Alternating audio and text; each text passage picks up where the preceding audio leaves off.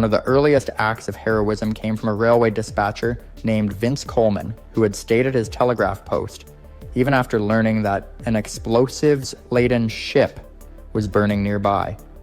Before the blast reached him, he tapped out a final urgent message, warning an incoming passenger train to stop. His quick thinking saved hundreds of lives, though he did not survive the explosion himself. His final transmission would later become one of the defining moments of courage in the disaster. In the devastated Richmond district, soldiers and civilians clawed through collapsed houses with their hands, searching desperately for voices under the rubble.